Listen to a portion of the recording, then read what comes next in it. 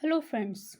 आज हम बीएड में आने वाला एक और इम्पोर्टेंट चैप्टर जो है अधिगम और बुद्धि यानी कि लर्निंग एंड इंटेलिजेंस, ये हमारा टीचिंग एंड लर्निंग का इम्पोर्टेंट टॉपिक है कि लर्निंग एंड इंटेलिजेंस होता क्या है। लर्निंग एंड इंटेलिजेंस ऐसे तो हमें लगता है कि जो हम पढ़ रहे हैं यानी लर्निंग कर रहे हैं और जो हमें उससे बुद्धि आ रही है वो दोनों क्या सेम चीज़ है। लेकिन आज हम पढ़ेंगे कि जो लर्निंग है और जो इंटेलिजेंस है दोनों क्या है, सेम चीज़ें नहीं है। तो सबसे पहले आइए जानते हैं कि बुद्धि के बारे में। बुद्धि का स्वरूप, अर्थ व परिभाषा। Nature of intelligence, meaning and definition. बुद्धि शब्द प्राचीन काल से व्यक्ति की तत्परता, तात्कालिकता, समायोजन तथा समस्या समाधान की क्षमताओं के संदर्भ में प्रयोग होता रहा है। सभी व्यक्ति समान रूप से योग्य नहीं होते। मानसिक योग्यता ही उनके असमान होने के प्रमुख कारण है। यानी कि हर कोई जो है किसी भी समस्या को अपने अपने नज़रिए से देखता है ना। यानी कि मानसिक योग्यता उनके असमान होने का क्या है, प्रमुख कारण है। बुद्धि क्या है, इस संबंध में मनोवैज्ञानिकों में सदैव मतभेद रहा है। इस मतभेद का अंत करने के लिए प्रसिद्ध मनोवैज्ञानिक अनेक अवसरों पर एकत्र हो चुके हैं। 1910 में अंग्रेज मनोवैज्ञानिक की सभा और 1921 में अमेरिकी मनोवैज्ञानिकों की सभा हुई। 1923 में विश्व के मनोवैज्ञानिकों की अंतर्राष्ट्रीय परिषद यानी कि इंटरनेशनल कांग्रेस हुई। पर जैसा कि रॉस जो 223 ने लिखा है, वे यह निश्चित नहीं कर सके कि बुद्धि में स्मृति या कल्पना या भाषा या अवधान या गामक योग्यता या फिर संवेदना सम्मिलित है या नहीं। वस्तुतः प्रत्येक मनोवैज्ञानिक की बुद्धि के स्वरूप में संबंध में अभिधारणा है, जैसा कि हम निम्नलिखित उदाहरणों के द्वारा स्पष्ट कर रहे हैं। जो अलग अलग साइंटिस्ट थे उन्होंने अपने अपने मत दिए कि किसी ने कहा बुद्धि इस तरह का होता है, बुद्धि इस तरीके का होता है। तो आइए देखते हैं कि जो हमारे साइंटिस्ट है उन्होंने क्या कहा। वुडवर्थ के अकॉर्डिंग क्या कहा कि बुद्धि जो है कार्य करने की एक विधि है। वुडवर्थ ने क्या कहा, बुद्धि है कार्य करने की एक विधि, यानी कि intelligence is a way of acting. Terman ने क्या कहा, बुद्धि अमूर्त विचारों के बारे में सोचने की योग्यता है।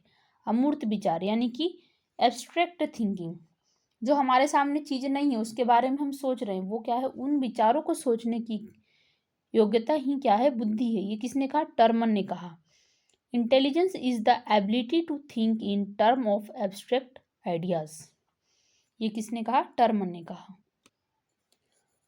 एक और शिक्षाविद हुए हमारे बुड्रो, जिन्होंने बुद्धि को ज्ञान का अर्जन करने की क्षमता कहा है, यानी कि intelligence is an acquire capacity. फिर हम देखते हैं किसके बारे में, हेनमोन। बुद्धि में दो तत्व होते हैं, ज्ञान की क्षमता और निहित ज्ञान। Intelligence involve two factors, the capacity of knowledge and knowledge बिने। बुद्धि इन चार शब्दों में निहित है, ज्ञान, आविष्कार, निर्देश और आलोचना। यानी कि comprehension, invention, direction and criticism. Intelligence is contained in this four words. ये किसने कहा, बिने ने कहा। वही थॉर्नडाइक ने क्या कहा, सत्य या तथ्य के दृष्टिकोण से उत्तम प्रतिक्रियाओं की शक्ति ही बुद्धि है। Intelligence is the power of good responses from the point of view of truth और फैक्ट। ये किसने कहा, थॉर्नडाइक ने कहा। तो इस प्रकार से आपने समझा कि बुद्धि का स्वरूप कैसा है, उसका अर्थ और उसकी परिभाषा। इसमें से आप केवल 3 परिभाषा भी लिख देंगे तो आपके लिए इनफ होगा। अब हम जानते हैं बुद्धि का वास्तविक अर्थ यानी कि रियल मीनिंग ऑफ इंटेलिजेंस।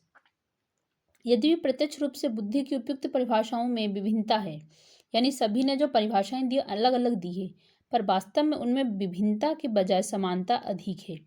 इसका कारण यह है कि यदि किसी व्यक्ति में 6 कार्यों में से किसी एक कार्य को करने की योग्यता है तो उसमें अन्य कार्य को करने की योग्यता होती है। अतः मनोवैज्ञानिकों का मत है कि बुद्धि व्यक्ति की जन्मजात शक्ति है।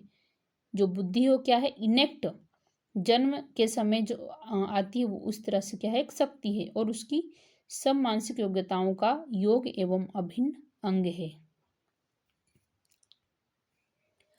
आइए अब हम देखते हैं बुद्धि की विशेषताएं यानी कैरेक्टरिस्टिक्स ऑफ इंटेलिजेंस। बुद्धि एक सामान्य योग्यता है। इस योग्यता का व्यक्ति अपने को तथा दूसरे को समझता है। सच यह है कि सामाजिक तथा व्यक्तिगत परिवेश में अंतःक्रियात्मक गतिशीलता तथा क्षमता का नाम बुद्धि है। बुद्धि की विशेषताएं निम्न प्रकार है।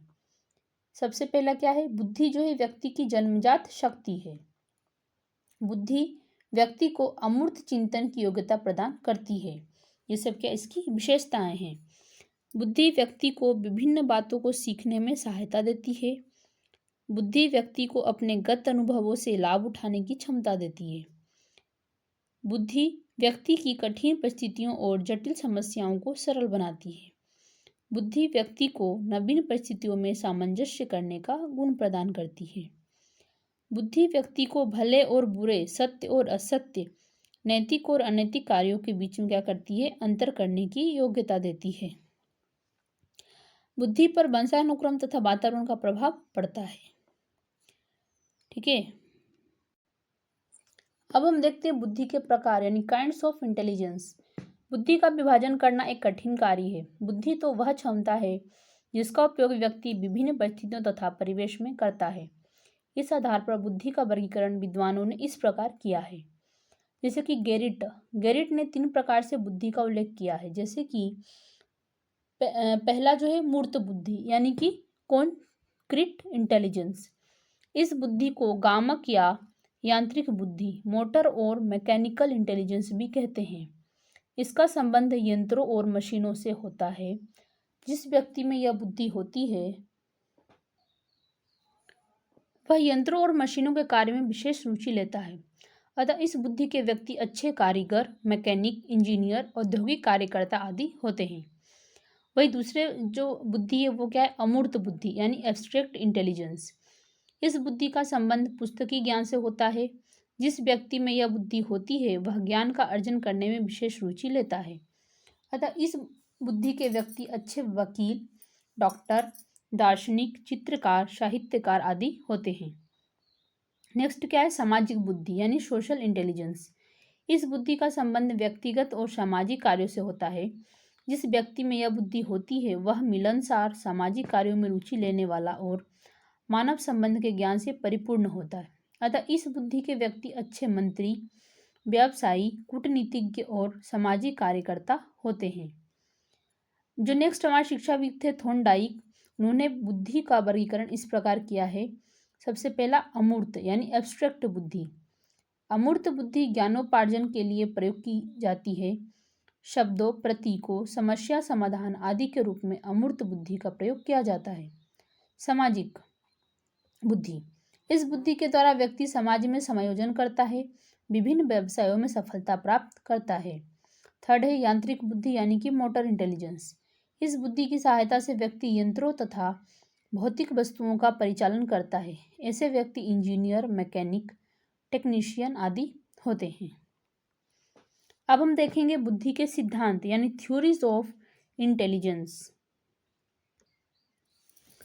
बुद्धि क्या है, यह किन तत्वों से निर्मित है, वह किस प्रकार कार्य करती है, इन प्रश्नों का उत्तर खोजने का अनेक मनोवैज्ञानिकों ने प्रयास किया।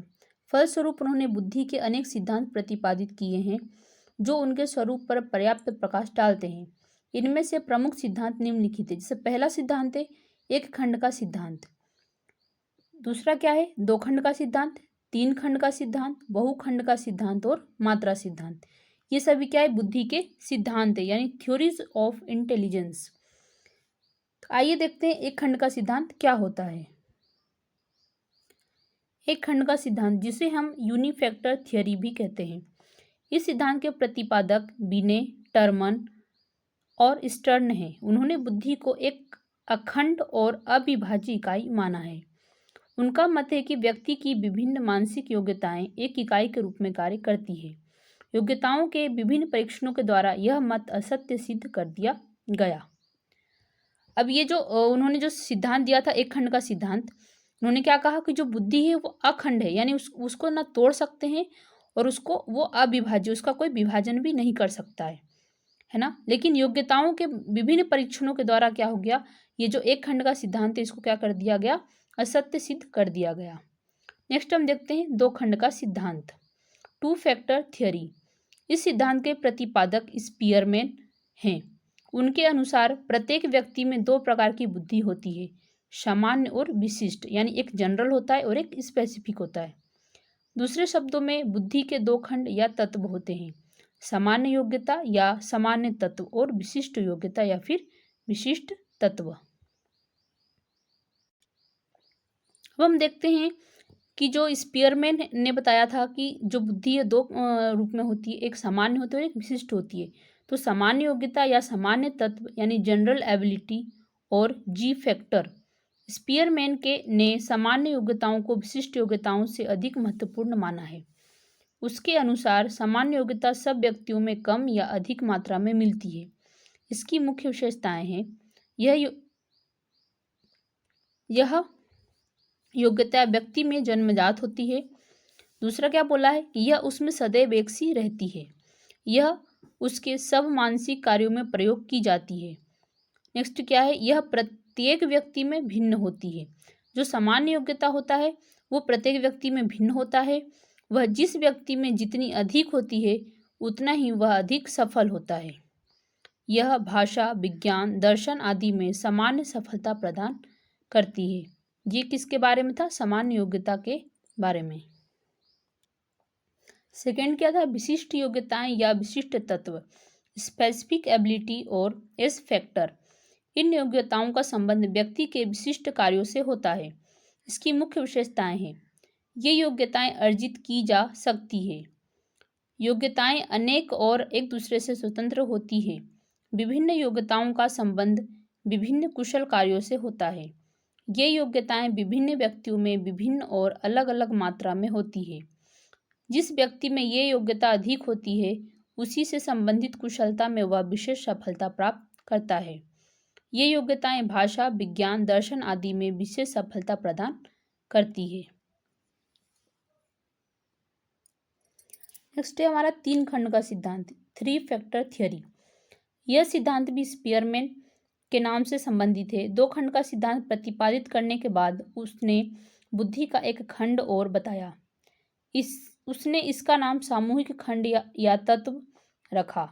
उसने इस खंड में ऐसी योग्यताओं को स्थान दिया जो सामान्य योग्यता से श्रेष्ठ और विशिष्ट योग्यता से निम्न होने के कारण उनके मध्य का स्थान ग्रहण करती है। स्पीयरमैन के अनुसार यह सिद्धांत सर्वमान्य नहीं बन सका। इसका कारण बताते हुए क्रो ने लिखा है, यह सिद्धांत व्यक्ति की योग्यताओं और पर्यावरण के प्रभावों को स्वीकार न करके बुद्धि को वंशानुक्रम से प्राप्त किए जाने पर बल देती है। यानी कि जो क्रो ने कहा है कि ये जो व्यक्ति है, व्यक्ति की योग्यता और पर्यावरण के प्रभाव को स्वीकार नहीं करके जो बुद्धि है वो वंशानुक्रम से प्राप्त की जाती है। ये किसने कहा है, क्रो ने कहा है। नेक्स्ट क्या है, बहुखंड का सिद्धांत यानी मल्टी फैक्टर थियरी।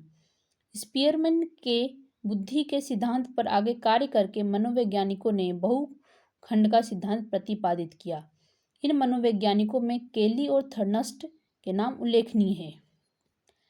केली के अनुसार क्या बोला गया है, केली के अनुसार बुद्धि के खंड, केली ने अपनी पुस्तक cross road in the mind of man में बुद्धि को निम्नलिखित 9 खंडों या योग्यताओं का समूह बताया है। पहला जो है वो क्या है, रुचि यानी इंटरेस्ट। सेकंड क्या है, गामक योग्यता, मोटर एबिलिटी। थर्ड क्या है, सामाजिक योग्यता, सोशल एबिलिटी। फोर्थ क्या है, सांख्यिक योग्यता, न्यूमेरिकल एबिलिटी। फिफ्थ क्या है, शाब्दिक योग्यता यानी वर्बल एबिलिटी। सिक्स क्या है, शारीरिक योग्यता यानी फिजिकल एबिलिटी। 7 क्या है, संगीतात्मक योग्यता यानी म्यूजिकल एबिलिटी। और 8 क्या है, यांत्रिक योग्यता यानी मैकेनिकल एबिलिटी। और 9th क्या है, स्थान संबंधी विचार योग्यता ability to deal with spatial relations. Next और जो लास्ट सिद्धांत है हमारा वो है मात्रा सिद्धांत यानी क्वांटिटी थ्योरी। इस सिद्धांत का प्रतिपादक थॉर्नडाइक है। वह सामान्य मानसिक योग्यता के समान किसी तत्व को स्वीकार नहीं करता है। थॉर्नडाइक का मत है कि मस्तिष्क का गुण स्नायु तंतुओं की मात्रा पर निर्भर करता है। The quality of intellect depends upon the quantity of connections of neural connectors. इसका अभिप्राय यह है कि बुद्धि उतनी ही अधिक अच्छी होती है जितने अधिक मस्तिष्क और स्नायु मंडल के संबंध होते हैं, क्योंकि व्यक्ति की मानसिक क्रियाओं के आधार पर यही संबंध है। इस प्रकार से हमने देखा कि बुद्धि क्या होता है, इसके अर्थ, परिभाषा और इसके प्रकार और इसके सिद्धांत के बारे में हमने जाना। आई होप आपको ये वीडियो अच्छा लगा होगा। ऐसे और वीडियोस को देखने के लिए हमारे चैनल को सब्सक्राइब करें और लाइक करें। Thank you.